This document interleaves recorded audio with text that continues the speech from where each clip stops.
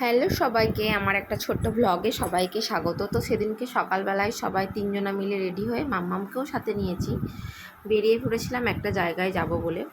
কোথায় যাচ্ছি তো গল্প করতে করতে অবশ্যই বলবো, আপনারা দেখতে থাকুন ভিডিওটা। তো আমরা ততক্ষণে পৌঁছে গেছি ব্যান্ডেল স্টেশন। মানে আমি যেখান থেকে যাচ্ছি মায়েদের এখান থেকে সোমরা বাজার, সেখান থেকে একটাও ভিডিও ক্লিপ নেওয়া হয়নি। যাই হোক, গরমের চোটে অস্থির, আমি তো বারবার ব্লগ করব, ভিডিও অন করতেই ভুলে যাই। তো আমরা এসে গেছি আমাদের গন্তব্যে। আমরা এসেছি আজকে চুঁচুড়াতে মামামের বাবাকে নিয়ে চোখের ডাক্তার দেখাতে। আমি এখানে আগে একবার মাকে নিয়ে এসেছিলাম বিয়ের আগে। তো মায়ের চোখে একটা ইনফেকশান হয়েছিল, মা দিশাতে দেখিয়েছিল, সেভাবে প্রবলেমটা সলভ হয়নি বলে একজনের থ্রুতে বলে দিয়েছিলেন, থ্রুতে বলতে কি বলে দিয়েছিলেন যে ওখানে একজন ভালো ডক্টর আছে, ডক্টর অরূপ ঘোষ, চোখের ডাক্তারখানায় নিয়ে এসেছিলাম মাকে। তো মাকে না এমনই ওষুধ দিয়েছিল, কদিন পরেই মা একদম সুস্থ হয়ে গেছিলো, চোখ একদম পুরো ঠিকঠাক। তার জন্য এখানে যেহেতু একজন ভালো হয়েছে, তার জন্য মামার বাবাকেও এখানে আনা হয়েছে। ওর কোনো সমস্যা নয়, স্ক্রিনে সবসময় কাজ করতে করতে চোখে একটু প্রবলেম হচ্ছে, ওর জন্যই নিয়ে আসা। আর এই জায়গাটা না পুরো একদম চুঁচুড়ায় গঙ্গার ধারে, জায়গাটা ভীষণ সুন্দর, এত ঠান্ডা না, হেব্বি সুন্দর জায়গাটা। তো মামার বাবা আগেই ভিতরে চলে গিয়েছে, মামাম যেহেতু ঘুমিয়ে গেছিলো, ওখানে নিয়ে গিয়ে বসিয়ে রেখেছে। তারপর চোখ টোক দেখানো হয়ে গেলে ভিতরে আর ভিডিও করিনি, তো বেরিয়ে পড়লাম। বেরিয়ে আবার একটু ভিডিও করছিলাম। আর মামার বাবার জন্য কিছু চোখের ড্রপ লিখেছিল, ওগুলো দেখছি পাশে একটা মেডিকেল আছে, তো ভাবলাম সেখান থেকেই নিয়ে নেওয়ার পর মা বলছিল যে মামাকে একটু তাহলে আমরা এখানটা বসছি, তোরা কিছু কাজ করার থাকলে করে নে। তো ওকে একটু খাইয়ে নিচ্ছিলো বিস্কুট, কেননা অনেকক্ষণ তো খেয়ে বেরিয়েছি, মামামের একটু খিদে পেয়ে গিয়েছিলো। তো মামামের বাবা আর আমি চলে গেলাম একটুখানি ওই মেডিকেলটায়, যেখানে ড্রপ দেখি পাওয়া যায় নাকি। তো এখান থেকেই নিয়ে নিচ্ছি, কারণ বাইরে গিয়ে কোথাও পাওয়া যাবে আবার অর্ডার দিয়ে আনতে হবে। তো ওখানে নিয়ে নেওয়ার পর আমরা একটা টোটো পেয়ে গিয়েছি, আমরা একদম ব্যান্ডেল স্টেশনে আসছিলাম।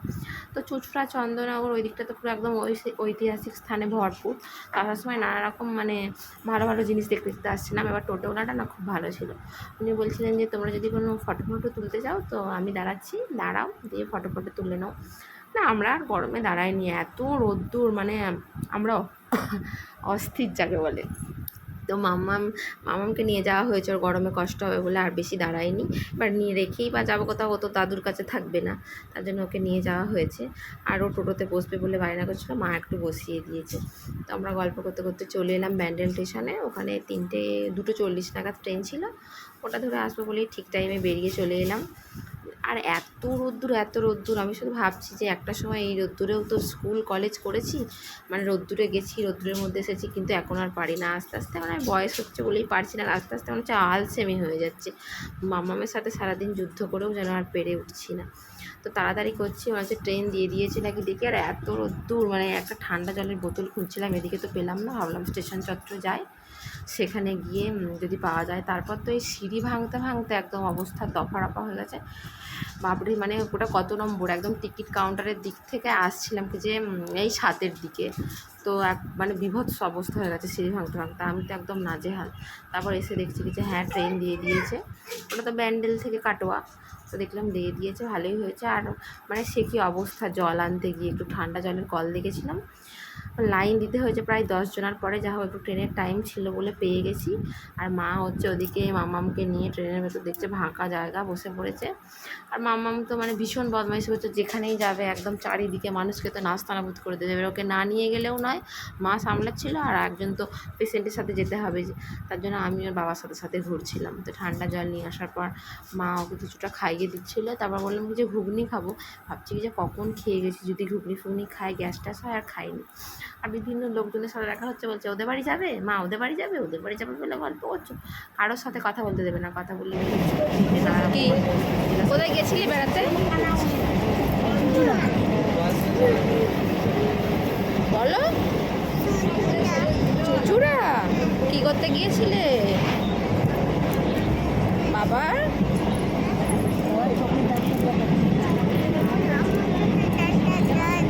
না, তুমি নিয়ে গেছিলে, তুমি বাবার মা হও?